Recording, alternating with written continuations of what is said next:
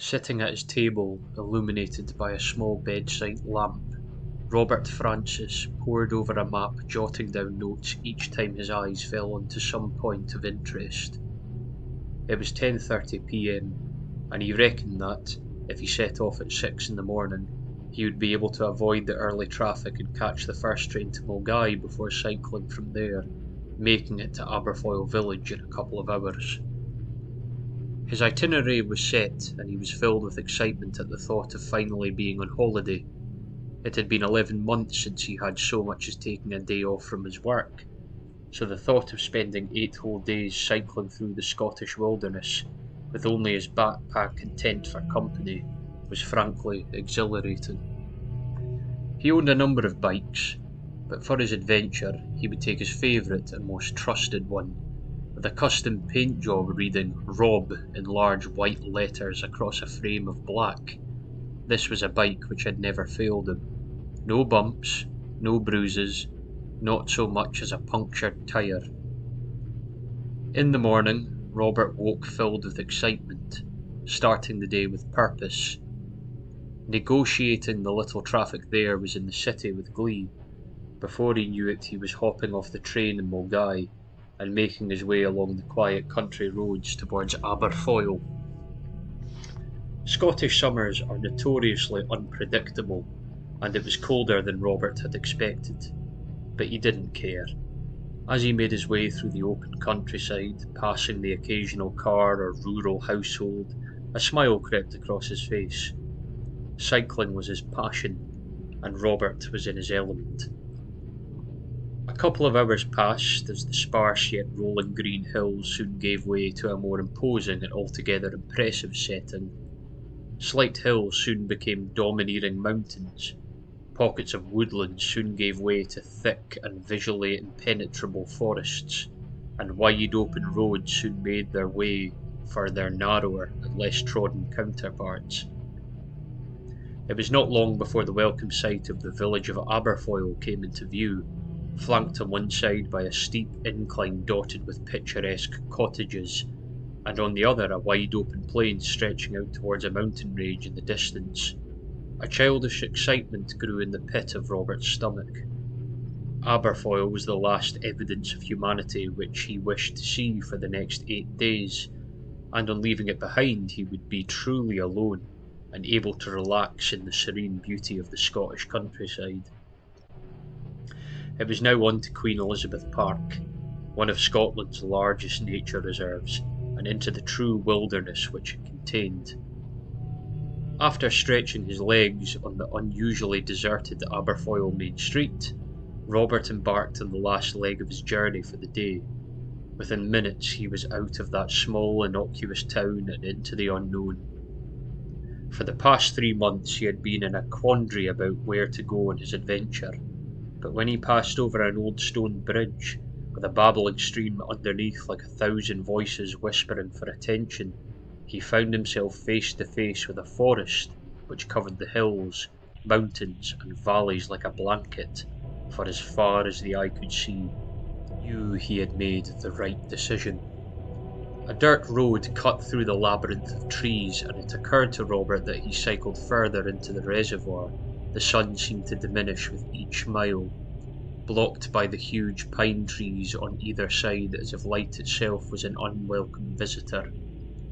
By 6 o'clock the sun was dipping towards a line of craggy mountains on the horizon. It was time for Robert to find a suitable place to camp for the night. He continued onwards, struggling over uneven hills and patches of wet mud, scanning his surroundings for a suitable location to camp in. Finally, he spotted a small clearing in the forest not far from the road. Clambering through the thick underfoot and entangled bushes, Robert managed to haul his bike through the tree line and then into the clearing. It was a small pocket of grass, and several fallen trees were spread across the area, trees which Robert assumed had created the clearing in the first place. After finding a flat patch of grass, he set his tent up for the night, gathering some dry wood nearby which he gleefully turned into a campfire with the aid of some lighter fluid and matches. Building fires was one of Robert's favourite parts of camping in the remote areas. He often thought that there was something of an arsonist about himself, but that was a fact he kept only for his trips into the wild, and in any case he loved nature, and was always careful not to harm it. Night fell, and unimpeded by the false light of man, the stars shone bright and bold. After a few hours of sitting next to the warm glow of the fire, Robert reluctantly turned in for the night, excited by the prospect of another day's adventure in the morning. In the early hours the fire still smouldered, and Robert felt refreshed and rested, more so than he had done for many years. Packing up his belongings and making sure the fire was extinguished, he set off once again. It had rained slightly during the night, but thankfully the road was relatively dry. After cycling for another hour, Robert noticed a change in the landscape. It had become more unkempt, less constrained. The trees seemed closer together, and any occasional gaps in the forest scenery were filled by clearings and small fields which had obviously been left unattended for countless years. Robert realised that he had travelled far enough into the forest that he was now out of the reach of even the park rangers who would normally maintain such a place. It seemed as though, beyond this point, the land had been neglected by its carers for some reason. The thought that even those familiar with that wilderness were afraid to tread there flirted with his attention momentarily before being quickly dismissed as a flight of fancy. The sky grew grey as the day wore on, and it was clear that rain of a substantial volume was well on its way. After pushing his bike up a steep incline which he felt was too uneven to cycle on, Robert reached its peak, revealing a landscape which opened up, sprawling forward between pockets of woodland and still, stagnant pools of water slumbering in a deep-set valley below, which stretched across the land for miles. It was populated by sparse areas of long, vibrant grass, which in places gave way to the wandering boundary of the forest.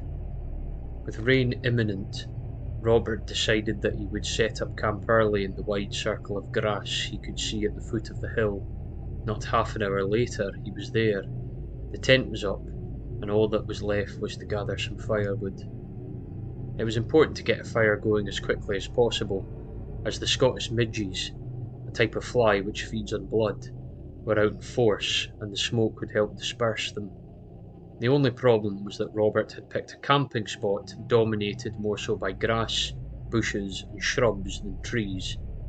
He would have to venture out across the valley for a little while and gather from one of the wooded areas nearby. A collection of pine and fir trees which seemed to form an isolated island of woodland, about half a mile across, was close enough to camp, and after 10 or 15 minutes trudging through the long green grass, occasionally sinking his foot unwittingly into the remnants of a marshy bog below, Robert found himself at the edge of the woods. Its boundary was dominated by older trees which had long since withered, covered by a thick brown hanging moss, nature's own burial shroud. The broken trunks of once beautiful and majestic pines and sycamores littered the ground, open and rotting from the inside, not unlike a poor wounded animal. It occurred to Robert that these woods seemed somehow out of place. The trees did not belong to the landscape as others did. The long grass which characterised the entire area seemed to thin out and change from a healthy natural green colour to a morbid yellow-brown. As this thought ruminated, accompanied by an increasing sense of unexplainable dread, Robert realised he was looking at a large dead ring of grass which followed the tree line perfectly, encircling that pocket of woodland as if marking the limits of a tomb. On their own in a forgotten part of the world, many would have been cautious of such a sight, but Robert quickly shook off his initial sense of vigilance, finding the area to be an intriguing natural occurrence, and with a bold stride stepped over the woodland threshold into the dim light within. On the forest floor he could see many relics of past trees lying on the ground, but the wood was soaked through as if it had lay for countless years at the bottom of a river, and Robert rationalised that dead wood further into the area could be drier, as the canopy above grew increasingly thicker, with each step sheltering below from the rain. Scanning the floor, Robert looked up and suddenly realised that he had wandered quite far into the woodland interior. Indeed, while it was daylight outside, the woodland trees were now blotting the sun from the sky, and if he had not known better, he would have sworn it was dusk. At last he found a collection of broken branches and logs which were dry. Robert knew this was as far as he should go, as it was becoming increasingly difficult to navigate through the trees, which seemed to be growing closer together, their branches often interlinked and touching, as if trying to keep those inside from escaping. What a silly thought, Robert smirked to himself. It had started to rain, and although he could hear the drops of water pelting off the leaves above, his surroundings were perfectly dry. It made sense to make his way back and get a fire started as soon as possible, because once everything was wet, it would prove increasingly difficult to do so. He quickly gathered the last of the firewood up into his arms, but just as he turned to leave and follow his own tracks on the pine-covered floor out of those unnerving woods, something caught his eye. Several feet away, obscured by a ring of trees particularly close to one another, appeared to be a strange arrangement of stones on the ground. Robert being Robert, he just had to investigate. After clawing his way through a net of branches, he found himself staring at what looked suspiciously like a grave. Hundreds of uneven grey stones the size of a fist, and some substantially bigger, had been piled on top of one another about 3 feet wide, 7 feet long, and a couple of feet off of the ground. It looked as though a mourner had marked the resting place of a body. A shudder crept up Robert's spine as he momentarily experienced a feeling as of being watched. He soon abandoned this frightened state when he noticed that, lying on the stones, was a collection of randomly scattered belongings. Several empty beer cans lay strewn on the floor, a jumper covered in rotting leaves sat on the ground, while a sleeping bag, scraps of newspaper, and even some old food cans betrayed the grave for what it really was: somebody's campsite. Robert breathed a sigh of relief, and surmised from his surroundings that a few students had probably come here in the summer, got caught in the rain, moving into the woods to remain dry. The stones were probably just placed there out of boredom, or even as a prank to creep out any passer-by in the future. University summers really were great, Robert thought, casting a fleeting eye back to the memories of summer trips with his friends. One thing about the stone configuration, however, intrigued him. Sticking out between the two plain grey rocks on the side of the pile was a stone which appeared to be markedly different from the rest. Triangular in shape, it was wilder than a human hand, smooth in places and not dissimilar to black marble tapering off to a dull point at one end. Before he really considered it with any degree of scrutiny, Robert dropped the firewood, bent over and tugged at the stone. It felt polished and cold in his hands, but it seemed to not wish to leave its home, wedged as it was so tightly amongst the other rocks. Growing slightly exacerbated, Robert wrapped both his hands around the stone and finally, with an exerted judder backwards, it was free. Staring at it intently, it looked suspiciously like an ancient axe head. Whether it was or not, Robert was not qualified to answer, but it certainly looked like a man-made object, and he could see chisel marks along its side. Perhaps the previous campers found it nearby, and then used the rock in their construction without knowing of its significance. Robert was excited by the prospect and knew instantly that his return home he would ask a friend of his, who had studied archaeology at university, whether it was what he suspected. After examining the object for some time, Robert was reminded by the sound of rain above that he really should make his way back to his campsite. Pocketing the stone, he bent over to pick up the firewood, but as he did he heard a noise. It appeared as though one of the stones in the pile had slid off and landed on the ground.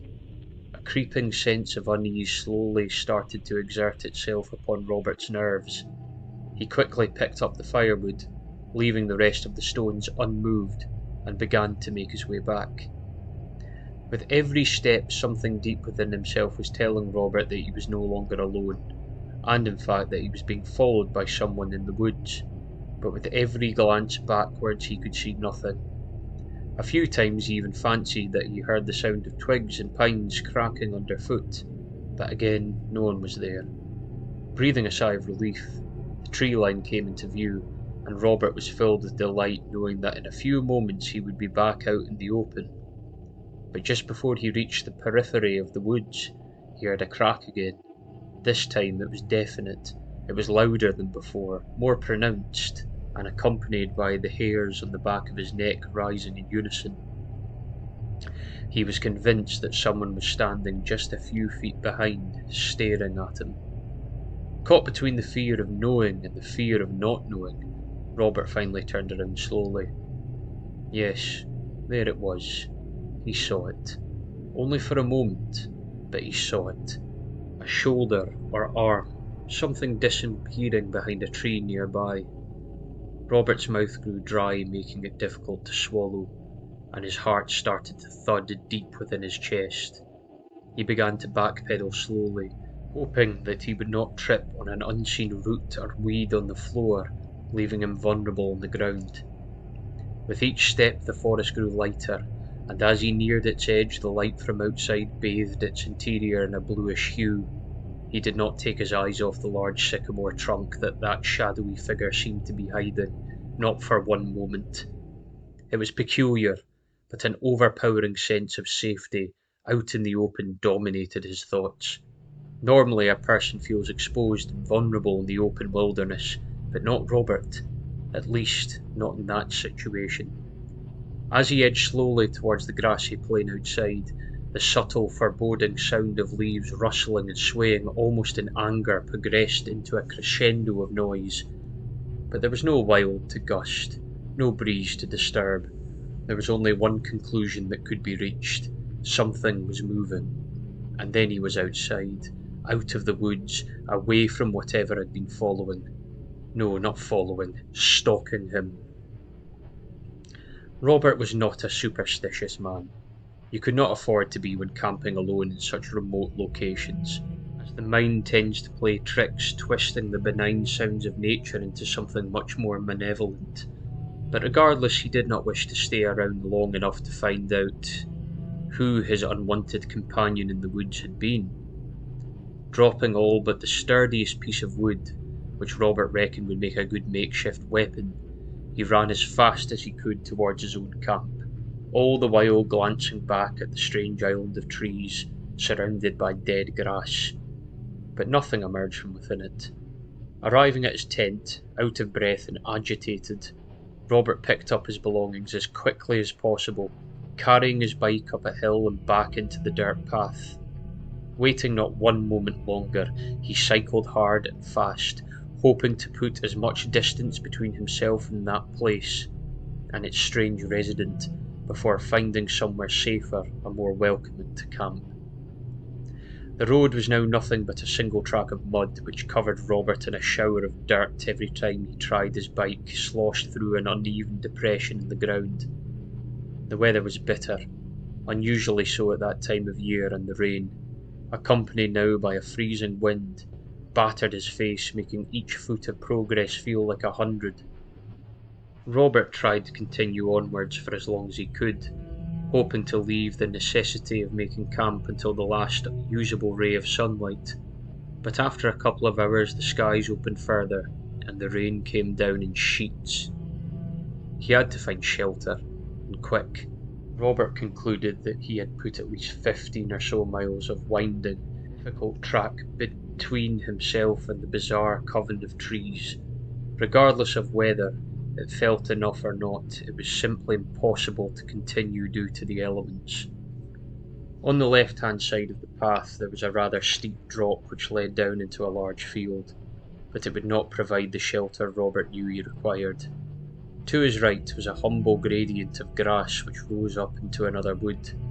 Following his strange experience from earlier, some hesitancy did present itself to him, but he again dismissed this as preposterous, and after pulling his bike up through the grass, entered the forest.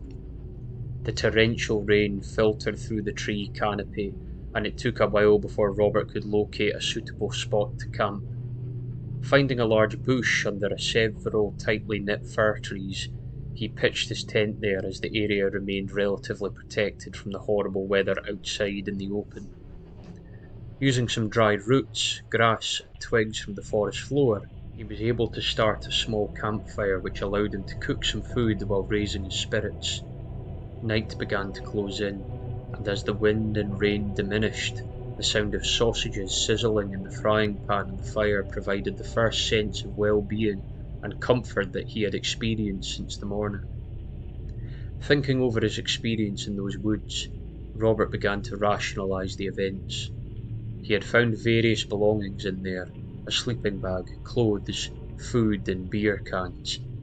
It was obvious now that he had just disturbed a fellow camper, someone who no doubt became frightened seeing another human being wandering around their campsite in the middle of nowhere. That must have been it. The man, and he was reasonably sure that it was a man from the little he had seen of him, probably hid behind that tree because he was simply scared or unnerved. Robert relaxed into a sigh of relief, but just as he did so he slipped his hand into his jacket pocket, touching its cold black surface. He had completely forgotten about the unusual stone he had picked up from that collection of oddly arranged rocks. Removing it from his jacket pocket, and observing it in the low red light of the campfire, Robert was certain that it had been shaped by human hands. It felt old, ancient even, but he would wait to contact his archaeologist friend before getting his hopes up too much. He would have to admit, though, that the idea of finding a relic from the past was something which thrilled him deeply. Since he was a child, he was always obsessed by hidden or undiscovered history, which perhaps explained his fascination with exploring the Scottish countryside, a land steeped in stories and myths of strange and forgotten peoples.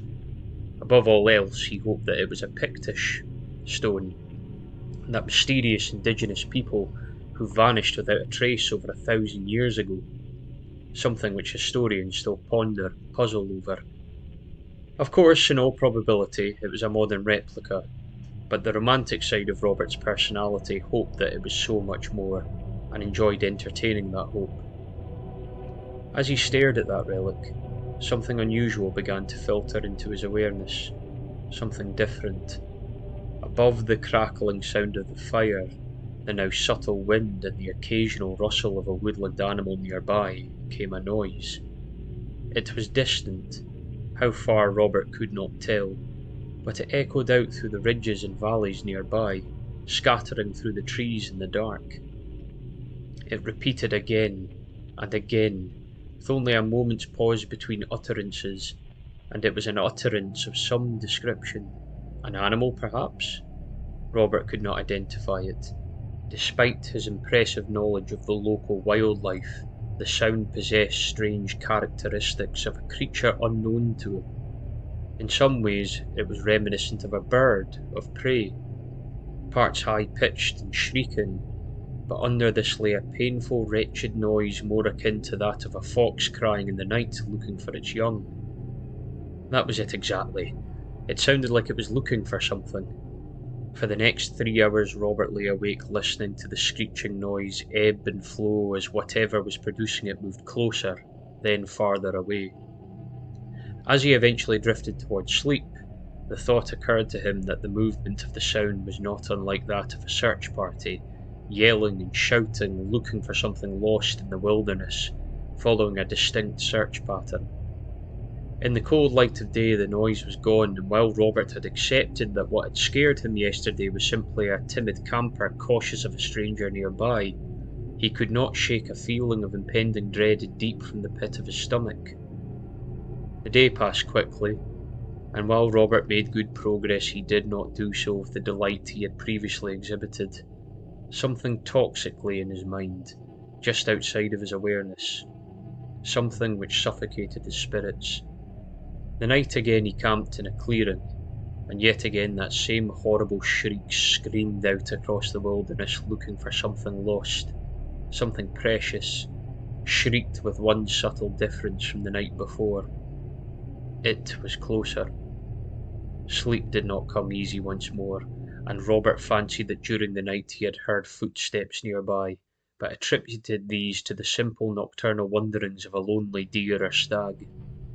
While the following day remained overcast and grey, the wind and rain were gone, both a distant memory but for the occasional accumulation of water on the dirt track.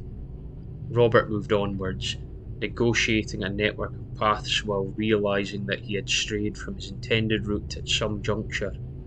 He was confident, however, that he knew where he was and that the change would simply be a small detour and nothing more. At times he made great progress when the ground was even enough, stopping occasionally to take in a variety of deep-set valleys and rising peaks. Uncharacteristically, however, he kept his distance as much as he could from the woods and forests which often accompanied the road. While dismissing it as merely his imagination, at times he felt like there was something within them, peering out from the dark, watching. It was late afternoon and Robert was beginning to feel tired, most probably due to a restless night combined with the unrelenting pace he had set himself throughout the day. In the back of his mind, he was still somehow running from something. The path he had been on for the past couple of hours had been rather predictable for the most part, but it now curved sharply around the grassy hill to reveal a change in the landscape which had been previously hidden from view. A long stretch of dirt and uneven track penetrated a thick forest of fir trees. What Robert found interesting about the path was that it was unnaturally straight, and what he found oddly frightening about it was that it was so narrow, only a couple of feet across. Spreading your arms, you could touch both sides of the forest. This proximity provoked the deepest feelings of overexposure and claustrophobia. If he had been a soldier in a war zone, Robert would have highlighted this long narrow path as the perfect place for an ambush. Standing with his mountain bike only a few feet from the beginning of both forest and track, he felt uneasy about the current situation. It was clear that the path was the only way forward, and while it appeared as though it exited the forest a few miles onward, there was something inherently dubious about it. What, Robert could not tell, but he did feel that he did not wish to traverse it. Weighing up the pros and cons, he realised that both the way he came and the unknown land ahead provoked trepidation in him. For that reason, he dismissed the sense of dread as a figment of his overactive imagination, and with measured movement, slowly set off down the long, straight track, hoping to quickly pass in and out of the forest without incident. A black cloud hovered above, and as Robert negotiated the overly uneven path as quickly as he could, the feeling of foreboding which he had so nonchalantly dismissed began to ferment in his stomach, rising up through his body, forcing the hairs on his arms to stand on end. He kept his head down for the most part, occasionally glancing ahead at what he assumed was his exit in the distance. He just wanted to be through and out of that place as quickly as possible. Just over halfway down the path, an unnerving yet unwelcome familiarity overtook him. A sensation which had accompanied him for days, but now seemed to be sharper, grating more profoundly on his nerves, filled Robert's every thought, the feeling of being watched. Stopping for a moment to catch his breath, he tried as best he could to shake the unmovable sensation that he was not alone. The path stretched out ahead, and as common amongst those who attempt to reach a goal or threshold, without thinking he looked back to measure his own progress. He had managed to cover a substantial amount of the track's length, and was quite confident that in a short time he would escape that narrow stretch of dirt. But just as he turned to continue onwards, something caught Robert's eye farther down the path in front of him. He immediately wished that he had not taken the route he had chosen, that he had turned back and started homeward. It was there, unmistakable, unwavering, and utterly paralysing. Some distance away in the direction he was heading stood a figure. Robert could not entirely define or make out the discrete features of the person because they were standing to the side of the path between a cluster of trees covered in shadow, but this was certainly not his imagination. Someone was standing there, watching, and while Robert was a distance away, It felt to him as though the figure's presence was almost on top of him, its stare accompanied by an uncommonly potent sense of, well, malice was the best way that Robert could describe it to himself. Then it was gone, disappearing back into the forest. But this feeling of danger, of the necessity to flee, did not diminish or decline, but grew in intensity. The sound of something moving between the trees rang out across the emptiness, increasing in volume as it neared. Robert panicked, turned, and cycled as quickly as he could in the direction he had come. So eager was he to escape that narrow passage flanked on all sides by the impenetrable forest that he did not see a deep hole in the ground. The front wheel of his bike crashed into the depression, sending Robert flying over his handlebars, scraping along the ground. Dazed for a moment, the shambling sound of broken branches and displaced leaves which was nearly upon him quickly brought Robert's mind into focus. Blood dripped from a wound in his leg, and his arm was badly bruised from the impact, but all he cared about was escaping from that suffocating pathway, away from whatever seemed to be moving in the woods. Robert's beloved paint job across the etched letters Rob on the bike's frame had been scratched slightly in the crash, but that did not concern him. Two spokes on the bike's front tyre were broken, and most certainly did. The last thing Robert needed was to be completely stranded there, so he would have to ride carefully and hope that the wheel would not buckle, lasting long enough to carry him home. Home. That was exactly where he intended to go, as quickly as possible. And as he was now facing in the direction he had been travelling for days, there was no time like the present. The moving sound in the trees continued, and as Robert carefully, yet at pace, negotiated the broken ground, he hoped above all else that his trusted mountain bike would get him out of there. Despite his obvious advantage of speed, the sound seemed to be only moments behind, and as he came closer to the end of the forest path and out into the open, he heard a noise which chilled him to his very core. From within the forest spewed that same shrieking, tortured cry from the nights before, echoing out, piercing Robert's ears and scratching through his nerves like a shredder. Was it that figure that had been wandering near Robert's camp at night? Surely no human could make such a sound. Panicking, he increased his speed as the front tyre of his bike wobbled and creaked under the pressure and strain. Finally he was out of that narrow place, but Robert did not stop, cycling for hours without once looking back. Only when sure that his pursuer could not have followed did he stop to rest. Night was once again drawing in, and now every sound, every smell, every part of what had always made the countryside fascinatingly inviting to him took a new, ominous and menacing form. He decided that tonight he would not set up camp. No fire, no tent. Robert was sure that the person following him had been able to do so because of the noise and light which he had made from the night to night. It would not be pleasant. It would be cold, wet, and uncomfortable, but Robert wanted to make sure that he could not be tracked. There were various paths and dirt tracks in the area that he could have taken, but hopefully this man who was stalking him, for whatever reason he was doing it, would not be able to find them. Robert knew, of course, that his tyre tracks could easily betray his location if his pursuer was smart enough to follow him. The bite marks were obvious. For this reason, Robert backtracked slightly off the path in an attempt to confuse anyone following, should they need their eyes. The worst thing he could do would be to sleep next to where his tracks ended, finding a large bush, with space underneath to sleep, which was satisfactorily far enough from where his tread marks ended. Robert hid himself and his bike for the night, with one question on his mind. If this stalker was able to keep up with his progress each day, he must have been using a bike or vehicle of some description. But where were the tyre tracks? Sleep did not come at all that night, but around 3 in the morning that wailing, inhuman noise did, moving around the area, searching. By now Robert was beginning to suffer from lack of sleep and rest, but in spite of this, at the first sign of daylight, He quickly uncovered his bike from its hiding place and started on his way once again. Not one foul noise was heard that day, nor any evidence that his stalker was anywhere nearby.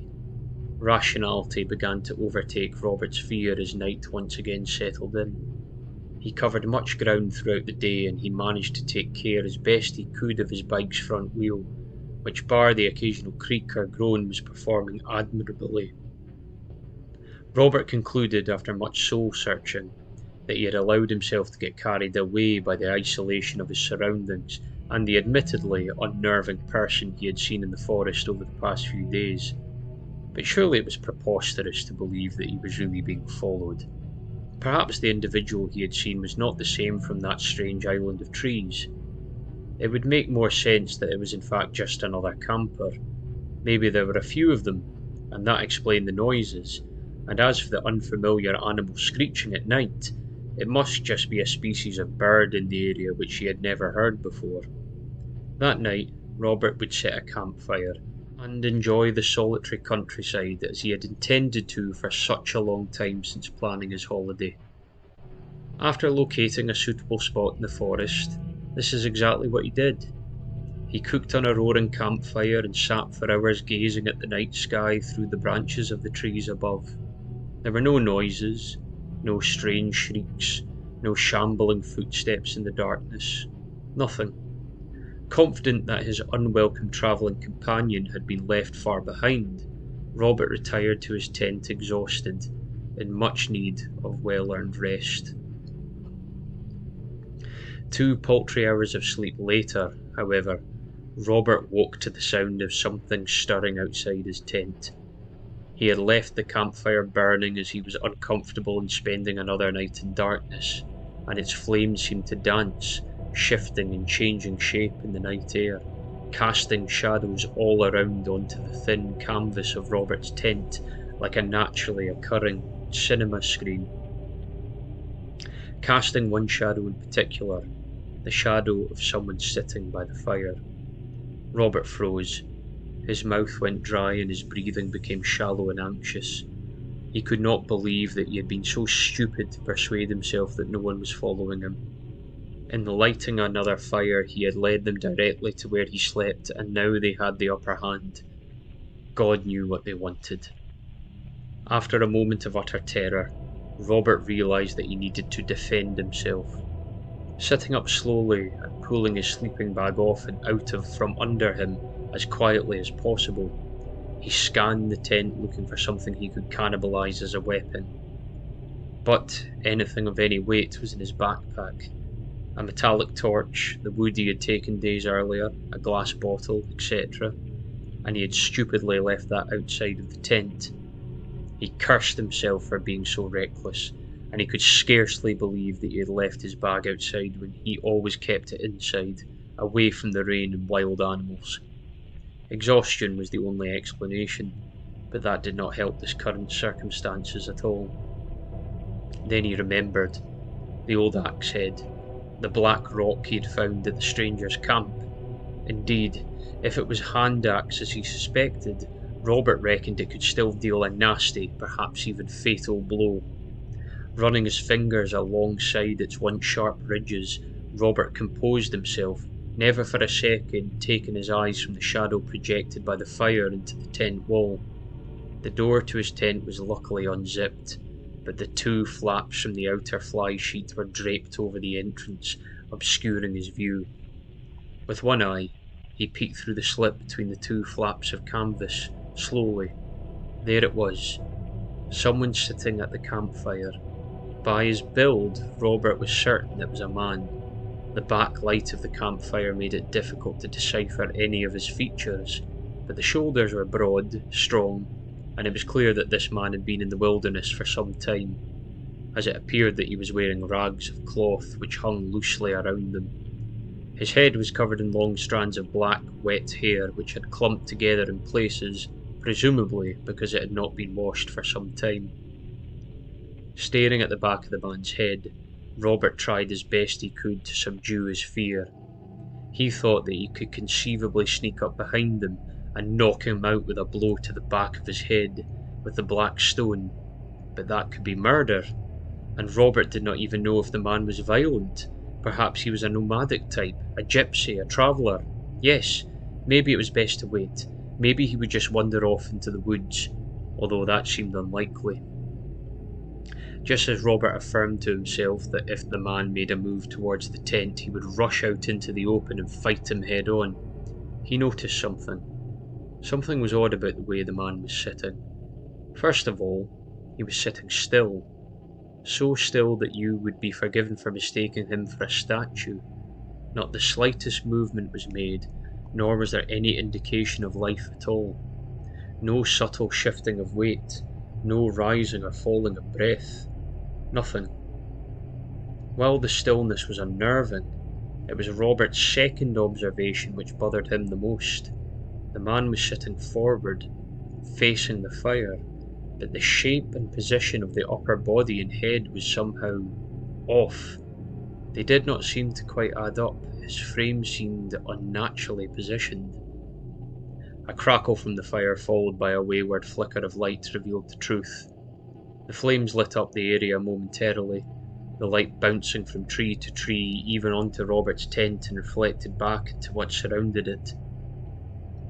2 pinpoints of light momentarily shone in the night through the black clumps of matted hair. Yes, the man's legs were facing the fire, but his body and head were horribly contorted, twisted into an inhuman posture. The man's legs were indeed facing the fire, but his head and body were facing Robert. This was no man at all. How long it had sat there staring at Robert in that tent, waiting, he did not know, but a creak of movement from its neck was enough to send Robert out of the tent, into the woods, consumed by terror so profound that it could be likened to madness. He did not know how long he had been running, or if he had been screaming the whole time, but his feet were cut in several places, and the first rays of sunshine were peeking out through the still thick branches of the forest. In the distance, Robert could see the flame from his campfire still burning bright, and despite his terror at the knowledge of being stalked by something entirely inhuman, he had to get to his bike to stand any chance of escape. For a while he hid behind trees, under bushes, his nerves absolutely shattered, refusing to go near that fire. His perceptions were broken, but Robert was a strong character, and after a time a modicum of composure returned to him. Step by cautious step, he neared his own camp. There was no sight of whatever had been sitting at that fire staring at him. But now, daylight illuminated the entire area, and after much self-bargaining, Robert decided to reclaim his belongings, grab his bike, and continue as quickly as he could on his way out of Queen Elizabeth Park. Everything seemed to be accounted for, and Robert even allowed himself a smirk at the thought of that creature at least not being a thief. That smile soon vanished at the sight of his bike.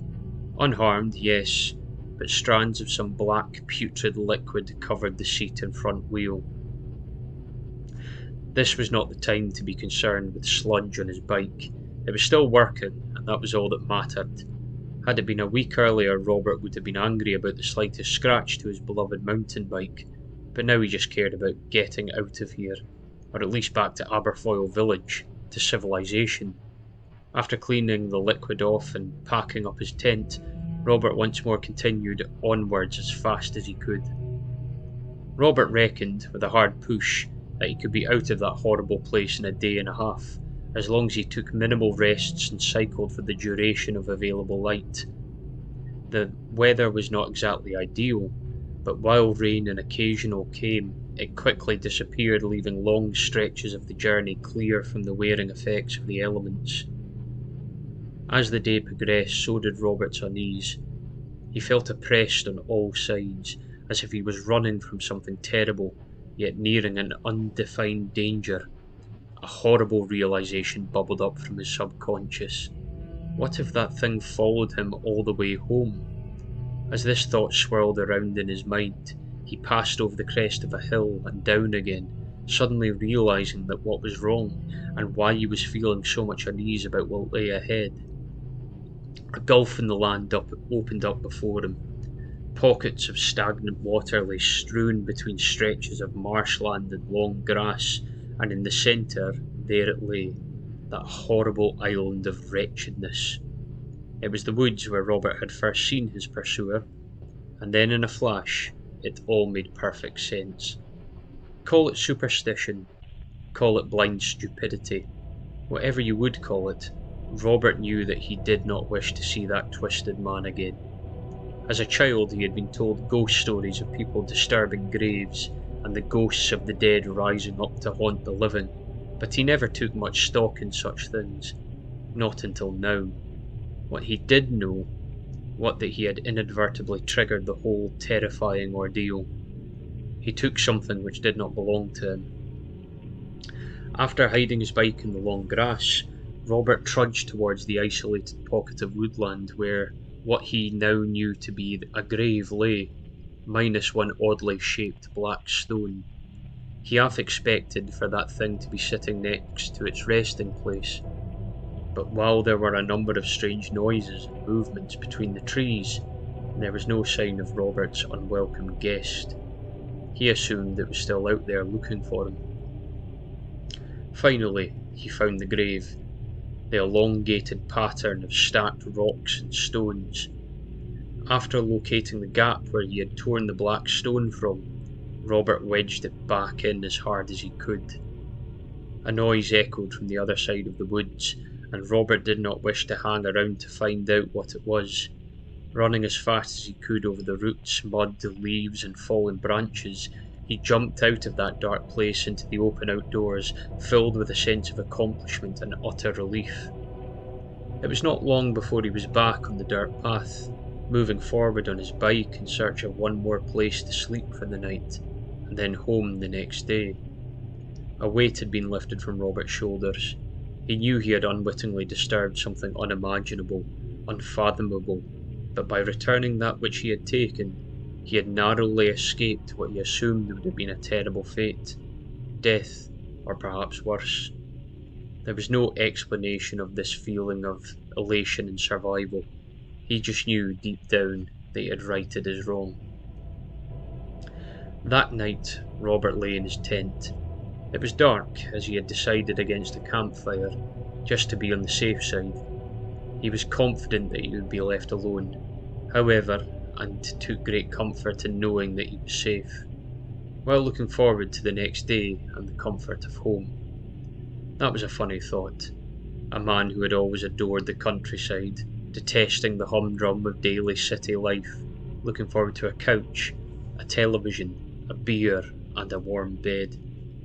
Next year he would holiday at a sunny resort, lie on a beach for a couple of weeks, and preferably far removed from his homeland.